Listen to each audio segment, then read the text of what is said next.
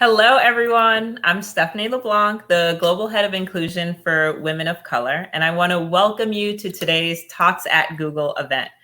I'll be in conversation with Kamili Bell Hill. Kamili is a plant lover, an author, an advocate. She is also the creator of the brand Plant Blurred, which is a community and resource for plant lovers of all levels of experience. And she now holds the title of author with the newly released book, Happy Plants, Happy You, a plant care and self-care guide for the modern houseplant parent. Without further ado, please welcome Kamili Bell Hill. Yay. Hi. Thank you, Stephanie, for that great intro. Absolutely. It's looking luscious. It's giving hydrated. It's giving growing and Yes. nurturing environment. Yes. So Happy excited to plants. have you here. Thank you. I'm so happy to be here. So we are going to dig straight in because we want to Okay. learn about plant care and we want to learn about self-care and how the two come together. So I'm going to start off with your origin story. And so I know you're familiar with the brown sugar quote, when did you first fall in love with hip hop? Yep. In this conversation, I want you to tell us, when did you first fall in love with plants? How did that happen? I think that it happened when I was just a small girl. Like I grew up in an indoor jungle before it was even called that. My mother had plants in every corner of the room. It wasn't a trend and it was just what it was. My every single day, my daily practice. I was assigned to miss the plants and I would have my way with that spray bottle. But the dots that I did not connect as a child, my dad passed away when I was 4, and that was my mother's healing journey. That was part of her self care and wellness practice. And I think that that seed was planted. So, like as an adult, initially, all of my plant love was outside. My yard is full of hydrangeas that I've planted myself, big 8 and 12-foot bushes that are my pride and joy. But as I begin to practice interior design and help people make their spaces beautiful, it was never finished without a plant. And one day I purchased a fiddle leaf fig for one of my Manhattan clients. And I was like, wait a minute, I think I need one of these at home. And it just flipped a switch. That was my gateway plant. That was it.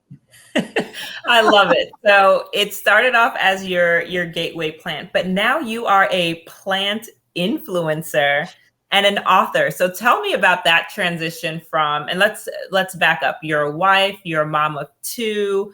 You were in the corporate space as a lawyer for many years, and now you have completely pursued your passion for this Completely. space and this work. So how did you transition from that to becoming this plant influencer? So what's funny is, law school was plan B. It was never really what I had intended to do with my life. But, the generation that my mom is from, this whole idea of writing, it was like, no, you're going to go to law school and do something that is going to, secure financial stability and success. So as I was having the soul drained out of me and my corporate work, I just looked for something more creative. And that is how Plant Blurred was born. I wanted to talk about my plants, my people who weren't interested in plants. They were tired of hearing me gush about a new leaf. So one day I posted a picture of my crispy wave fern, RIP, she's no longer with me. And I thought I would find a few like-minded people. I found this entire community on Instagram and YouTube and TikTok. And there are so many of us out there. And it really just helped me reconnect with my creativity and growing and nurturing. I love that. So, with the book Happy Plants, Happy You, you bring together the philosophy of self-care, plant care, and you draw this parallel about the relationship between the two. So, give us some more insight into the philosophy that you developed and what you talk about as the power of reciprocity in human and Yes. plant The relationships. That's power of reciprocity. It's like my plants really helped me pause. And at first, I thought of them as a design accessory, right? They look beautiful in the room. and it made the space come alive. Then it was a hobby. And then as I realized, the more time I spent with the plants, I was spending with myself in a very meaningful and like high quality way. And I'm like, these plants are doing so much more for me than just a casual hobby. And if you don't have like a self care practice or something that is really giving you joy just for yourself, plants really will lead you there. Because when you're spending time with them and checking on them, you are unplugged and really focusing on yourself. And what you give to them, they give back to you with new growth. And that's where the reciprocity comes in. And it's like you want your plants and the people that you're in a relationship with to pick up what you're putting down, right? You want to get it back. And when you just extrapolate that philosophy back to people, you realize it needs to be a give and take here. It needs to be an equal shared load rather than just you giving, and it's not coming back. And it's just one of the lessons that, you learn from your plants. I mean, you should know it, but sometimes you know things but you don't put it in practice, right? So Right. this Right. literal, tangible illustration of it, it's just a reminder of what you should be doing in your real life with humans. So this gave me a whole new perspective because I've long thought of plants as like something I got to take care of. I just got to try not to kill it. I know that it helps clean the air and does, and of course the aesthetic view, as can see by both of our backgrounds here. Got some good ones. But I love that you talk about this unique means of solitude or dating yourself. I'm mom, work at Google, are doing all the things, and I'm always looking for opportunities to just rest my brain Right. in a You need to different way. rest your brain. Exactly. You need to not process information. You need to Right. not be thinking about what is the next task that I have to do. I feel like plants allow you to daydream. I am Mhm. a leaf stroker. If I come to your house and you have plants, I'm going to stroke their leaves, and when you're there with them, not just watering them, but really just like engaging them, it's that tactile touch, and you allow your mind to drift, and it's not drifting to-do lists. You are daydreaming, and as adults we do that less and less as we get older, but there are all these studies that say how it really does mentally benefit you. It reduces anxiety, it helps generate creativity, and it's counterintuitive, but it helps you focus because you quiet all the noise when you just let your mind drift. And Mhm.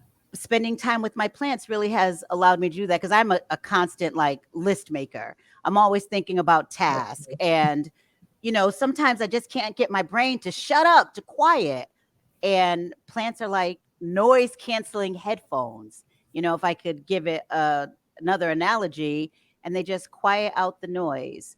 And it's not just growing them in your home, but just like spending time around them. I love to go to the botanical garden or stroll down the nursery aisles in Home Depot. Just something about being around nature really triggers something peaceful in your body. You also talk a lot in your book around its healing, right? Abilities, walking barefoot on the ground, and so talk a little bit more about the healing properties that you've experienced, that we can expect as we go deeper on our own plant journeys. So there is an actual bacteria in soil. I'm gonna butcher the word. I actually wrote it down. It's Mycobacterium bacterium, and it Mhm. actually triggers serotonin production. Like it's a literal antidepressant drug when you have your hands in soil and when you're repotting and when you're physically connecting. When you see leaves, the new growth, it's akin to harvesting. It boosts dopamine. So when they say like plant care is plant therapy, that's what I think they mean. It's almost like a natural antidepressant. And I live in New York, the winters are gray, and I have to supplement with a lot of grow lights. So inside, no matter what the weather is outdoors, it's sunny inside. So there's all these different things that trigger these physical reactions, not just a mental release for your body. Like you're getting the serotonin, you're getting the dopamine, you're getting the daylight inside when it's dark and gloomy during the winter months or just on rainy days.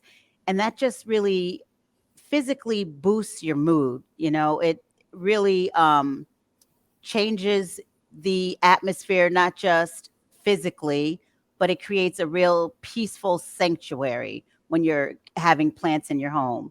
And the whole bit about them cleansing the air, NASA says you need like about 1,000 per square foot, and I'm up for the challenge.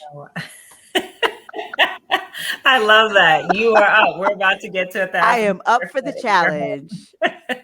All right, so I'm sold, right? How Right. does one even begin on their plant journey? And so I'm talking about those of us who have analysis paralysis and either can't Yes. decide on one plant or they buy all the plants as soon as they walk Right, into right, Trader Joe's exactly. or Home Depot or anything. So where do we begin? Number one, and then I want you to dispel the myths about being a plant parent because I feel like the number one barrier is like, oh, I got to take care of it. I'm going to Right. it, like all of these things. So like, talk to us about where do we begin, and then dispel some myths for us. So where you begin is small. Start baby steps. Don't dive head first. I mean, if you're looking on YouTube at some of these plant accounts, they're going to trick you into just buying all the plants. Then Trader Joe's is a trap. You can't even get in the door. Start small. Get 1 to 3 plants, and I'm even going to show you some. I would start with anything in the pothos family. I mean, this family is full of just delicious variety, and they're called common house plants because they're very easily domesticated. They've been around for generations. So that means they're going to come into your house and easily acclimate and give you your growing legs. Just like sailors have sea legs, you want to get your growing legs, right? So you want to start with something that is going to be user friendly. So it's the pothos and, oh, one of my favorites, the Raven ZZ. I don't know if it translates here, but this plant is actually black. And this plant has rhizomes that hold water. You only have to water that baby once every 3 to 4 weeks. So it's great if you have to travel a lot. You'll see it marketed as being a plant that thrives on neglect, which is, it's malarkey. Nothing thrives on neglect. You give it love and care, and it's gorgeous. And my personal favorite, you'll see it all over Plant Blurred, is the Monstera. This is the Monstera deliciosa. I'm going to block my face there. Now it starts small. You got to keep in mind it will get huge. This is it behind me. This is old. This plant is about 4 years old and it's gigantic. So if you do go with the Monstera, just keep that in mind. But it's great if you just want that showstopper plant. You want the grower, the shower. The Monstera deliciosa is where you begin. It gets these giant fenestrated leaves and it's going to bring you all the drama. So you start there, you assess your light. In the book, I talk about determining which direction your windows are because all light is not created equal. North facing windows, that's your lowest level of light, but southern light is like the Cadillac. So if you have southern facing light, you can get all of the plants, but there's still a wide variety if you're flush with northern light. But I just would start with baby steps and know that you don't have to be perfect. So going back to what you said about dispelling the myth, you're going to kill plants. It's a natural part of the growing process. Sometimes they're going to die no matter what you do. And some of them, think of them as cut flowers. I love calatheas. I cannot keep a calathea alive to save my life. So they are centerpieces for me. And I know that they're only here for a short time. Just like relieve yourself of the pressure to make them remain perfect. They're not perfect in nature. If you're looking at any plant account, those plant parents have curated that feed. They're not showing you the yellow leaves, the dead plant they just threw away. they're only showing you the best. And sometimes it's not going to be the best. Plants are going to have the yellowed edges and the dead leaves at the bottom, but that's all a part of the life cycle of the plant. It doesn't mean that you're doing something wrong. So don't let that fear of failure and keeping the plant alive stop you from embarking on this journey. Talk to me about the tools. So once I get the plant in the house, then in your book, and what's so great about your book is that it has so much practical tips and explanation. So the kind of soil to the kind of pots to get. How do we decide on, do we just buy it from the store, bring it home and just, put it on our windowsill, or is there some sort of like setup process to get it acclimated to our environment? Right. So I am a big proponent of letting the plant like stay in the soil that it's been growing in for at least like those first few months because it's doing well. But you will want to replace it. And that is one of probably the biggest things that plant parents don't know when they're just starting their journey and they're total novices. That bag that you can buy in any box store, it is not your friend. It needs to be a lot looser than that. What's in that bag? It's going to be a recipe for fungus gnats and keeping the plant too moist. So the first thing you want to do is get a soil amendment, and you can start with the basic of of all of them. You can move in later on into your orchid barks and all of that, but at least get a bag of perlite to mix in with your soil. And perlite is a little white stuff that you'll see, and it looks like styrofoam, right? It's not styrofoam, it's lava rocks. I used to think it was styrofoam, I but thought it was styrofoam. it's not styrofoam. Good It's to not know. styrofoam, and it's like a little magical ingredient that makes the soil fluffy. It both keeps the moisture for the plant and rids it of excess moisture. So you don't get the root rot, you don't get the fungus gnats, and there's lots of oxygen for the roots. So that's really like the only thing that you'll need initially, your basic potting mix with an amendment to add to it. Like don't go crazy and get all of the things, because you just have to get to know your plant, let it get to know you first, and then you gradually build upon what you learn. Like initially when I would mix up my soil, I only used perlite. Now I'm hydrating cocoa core and orchid bark, but that's for later, You just start There's with steps to this perlite. thing. There are steps to this thing, Yes, levels to it. yes. So, first of all, a couple of things came up for me. One is back in my childhood as well, I grew up with tons of plants around, but not understanding the difference. And um, I remember my family would put like eggshells Yeah. sometimes in it, or Yeah. orange peels. Just Yes. real quick, what is the story behind that? The eggshells they provide calcium for the plants. You can ground it up and it's a natural fertilizer. Okay. Now, I am a very lazy plant parent, so I will not grind the eggshells. I'm just purchasing my own fertilizer. And the orange peels are also a great natural plant pest repellent. Okay. And if you're bug averse like I am, I mean, I am terrified of bugs. Plant pests are very different. They're not like it's not like a spider or something that's going to come at you. They're not going to bother you. They're only going to bother your plants. So I'm talking about plant pests, but don't let that deter you. You're not going to need to call in an exterminator because your plant has mealybugs. I love that you gave that warning Yes. for those of us who are like, and I'm out. Right. But second, you said that you are a lazy plant parent. Yes, How does I'm that a work? We all think that planting is can be so laborious. So I know you've coined yourself as the lazy plant parent. I So what am. does that actually mean?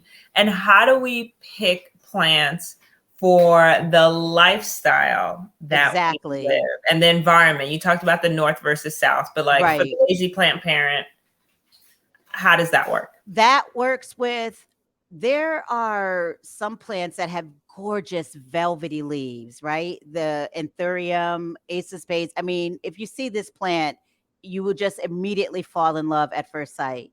That plant will practically need its own little tent in your living room to maintain 90% humidity at all times. I'm not that person. I'm not doing that. I'm not pitching a grow tent in my living room. I'm not running humidifiers 24/7. So I know that I got to stay in my lane. I cannot have velvety leafed plants. So when I am looking for plants, I'm looking for the lowest of maintenance, like the pothos, the monsteras, the ZZs. I love Hoyas.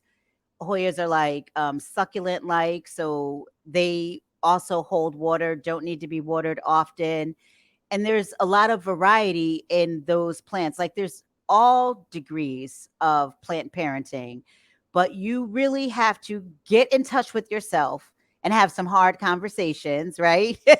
Because everything ain't for everybody. I love those velvet leaves, but they are not for me. They will only come here to die because I just know I don't have time for that. And my plants kind of have to have a level of self-sufficiency.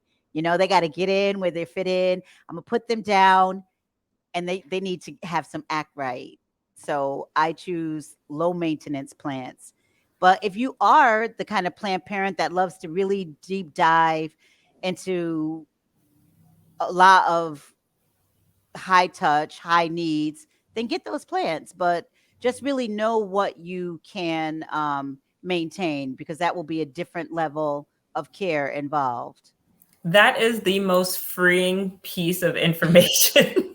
That, like, the plants are coming into our life, and so we Right. choose accordingly to fit into the needs and wants that we have, instead of getting the most high maintenance trying to pitch a grow tent. Exactly. It's like I look at the plants and I have them on my wish list, but I know it'll never happen because I'm not that girl. But I'm in not your doing book, it. you then again bringing it back to the human connection and what that means for us, even choosing the mate that we have, the Exactly. friends that we have, the professional relationships that we have. So You bring gotta that match home. energy. You gotta match energy. Mhm. So my plants, they match my energy. We get each other. They are picking up what I am putting down, and we have a good thing going because they are low maintenance and they're introverts. I like to think of them as introverted plants like me. They need some time alone. They don't need me to fawn over them all of the time. And that's another thing. Less is more. We think that we have to do everything for the plant, right? I mean, obviously, we do have to water it and provide light, but these green beings are quite self sufficient and resilient, and less plant parenting will give you more. You can overlove, you can And so, smother. uh, girl, that's a whole lot of life lessons coming from. You can do too much. There is a such thing as doing too much in a Ooh, relationship, I right? need you to stop talking about me. Thank you. I want to talk to the audience for a second. So, one, put your questions in the chat. It is an open door to ask anything from Camille, whether it's about her brand or plant advice. So, if you are struggling with a plant, if you are trying to decide between something, bring all those questions in, Bring and them. we'll save space at the end for it. So, let's talk about the journey for the book, right? So you are this plant influencer. It started with that one post That around one post. plants. How did that come to this amazing, amazing book that you've created that is a trifecta? So one, there are beautiful pictures of your home. I want an invite of you and your plant babies. I mean, the book is both inspirational and aspirational on, integrating plant life into a self-care routine. And then you have so much practical information. I mean, folks, in the book, it tells you what plants for north facing light versus south facing light. What are the different materials for the plant pots that you put them in? What does a starter kit look like for, the scissors to cut the leaves? We talked about the different aspects of the soil. That it's an actual reference book that you can keep coming back to as you're going on your journey, as you have questions about particular things. So talk to us about how you got to this point. Well, you know what? It's so crazy. They literally found me from my post. I could talk nonstop ad nauseum about plants. So that community, Plant Blurred, really became my outlet, like to just like wax poetic about these beautiful plants. But one thing I always talked about was how much more they are than just a hobby. It's not a passive hobby. It's not just a green accessory, to add to your home. They're just so much bigger than that. And if you don't have a wellness practice or a self-care practice, if you wanted to try meditating and have not found a way, I cannot sit still and meditate, but I can ambulatory meditate. I can walk around and move with my plants because I'm still doing, and I can quiet my mind while I'm doing. And I just talked about that a lot. And I guess they felt that there was a need for, a book out there to encourage people. I want everybody to grow plants. And more than that, I want people to get back to like that analog leisurely practice, right? We're so glued to our screens, and everything doesn't have to be so much. We can do less and still have this enjoyment in life.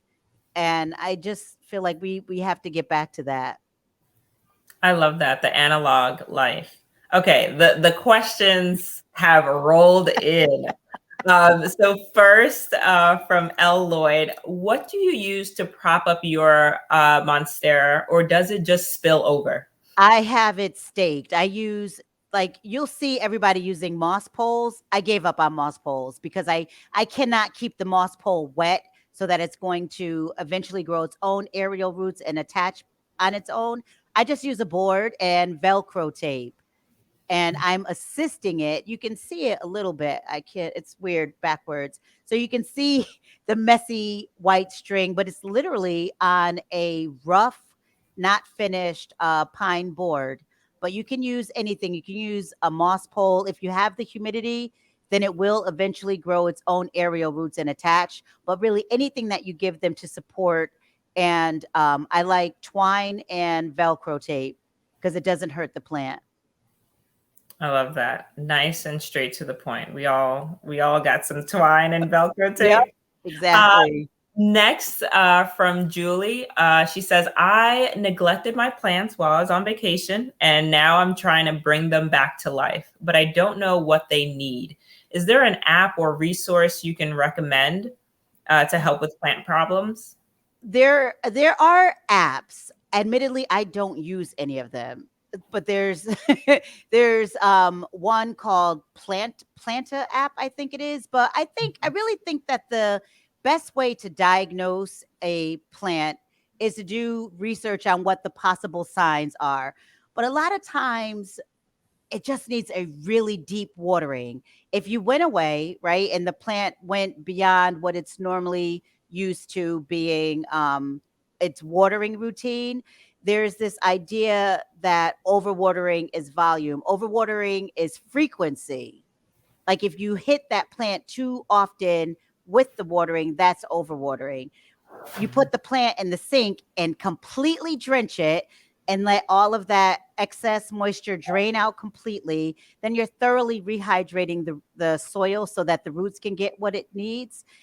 And I think that if you've been away, I would start there. That's probably the likely culprit. And if you're not giving it enough to really rehydrate the soil, then you're not seeing them perk back up. But again, to emphasize, overwatering is frequency, not volume. Like I do a little drench and drought with my plants. So really drench it. Daniel Hogan asks, when do you know to split Monstera? Well, you know to split the monstera if you think it's too big for the space that it's in. If you want to divide it up and spread it around, cut some of the branches to propagate and share. Like it's really just dependent upon your space. I've let this one go completely wild. I mean, she's huge. You can't see the whole plant in there. But I could never split it. I want that drama. I want the drama. So if your space can take it, leave it. But if you want to split it, it's really based upon the space that you have for it.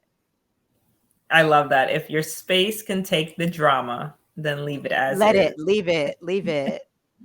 All right. Selena Fu asks, I also have a fiddle leaf fig that recently lost all its bottom leaves, but there's some new growth on top. Is the shedding normal?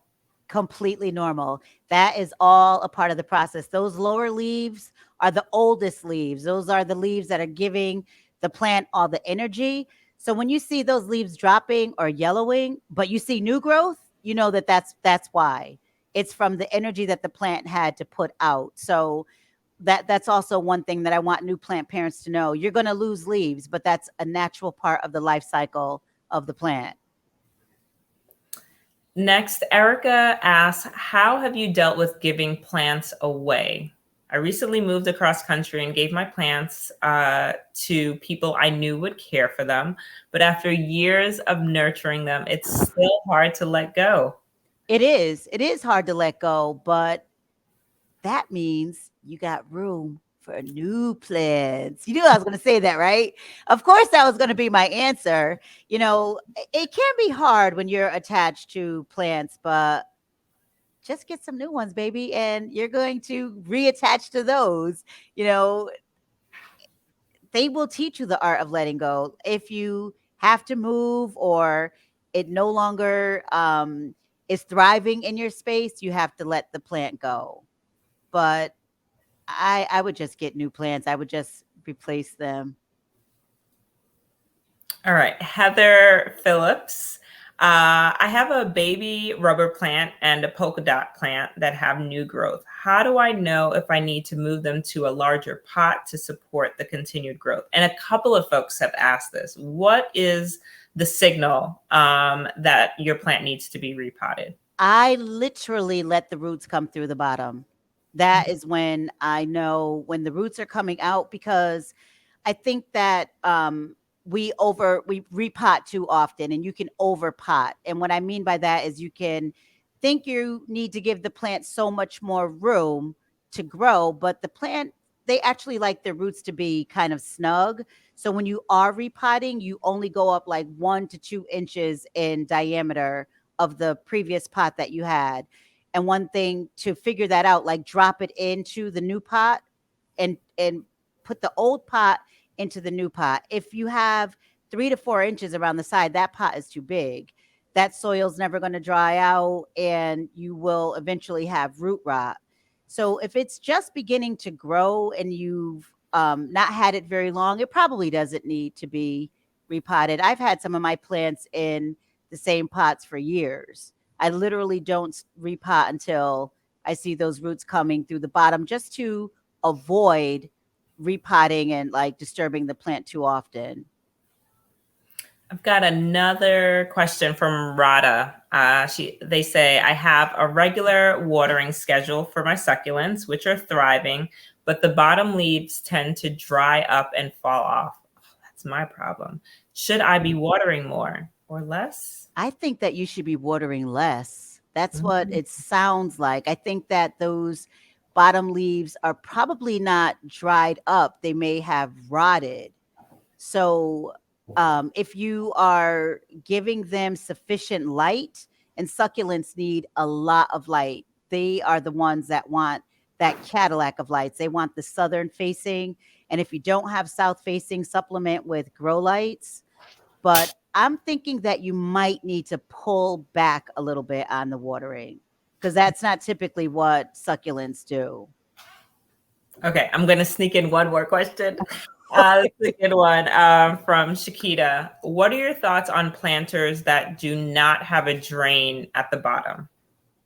Like that to me is a non-negotiable. I don't mess with that. I'm not a gambler. That is no, that's a no. And there aren't a lot of hard and fast rules. There's lots of different ways to plant parent, but for me, that is a no. You always want a drainage hole because it's just too easy to overwater plants when they don't have anywhere for that excess water to go. And the top can look dry. You know how you'll see the care cards and it'll say, oh, put your finger in the top inch. That's a lie. That is a lie. Down at the bottom, that soil is moist. It is wet. That is where the roots are. So you always want to have drainage holes. If you have a pot that's really beautiful, then just use it as a drop in. Like this plant is in a plastic nursery pot dropped into the pot without the drainage hole. So you Okay. can always use it as a decorative pot, but I would never recommend planting directly in a pot without drainage holes. Okay. Thank you so much for all that plant advice. There's more, but you can follow Camille on her socials and on YouTube for this and more resources and support for all your plant questions. Camille, happy plants, happy you. What do you want our audience to hold on to as we seek out that mantra? Happy plants, happy me. What I want the audience to hold on to is don't be afraid to try it. Find yourself a practice that is something for you. We give so much in all of our different roles. You have to save a little bit for yourself. The analogy that I like to use is when you're on an airplane and they give those instructions, they tell you put your mask on first and then help your neighbor. So obviously I want it to be plants. If it's not, just find something that is for you that's giving you that oxygen. We've been conditioned to feel like self-care and putting ourselves first and having time alone is somehow selfish. And I want us all to just like give that a hard kick in the rear. Well, thank you for that. On that note, I want to thank you again so much for being here to talk about your plant journey, to share Happy Plants, Happy You, which is released and available today. So Yes. congratulations Thank on you. that. And thank you, everyone, for tuning in, your great questions, and have a wonderful, wonderful day. Thank you so much. This is fantastic.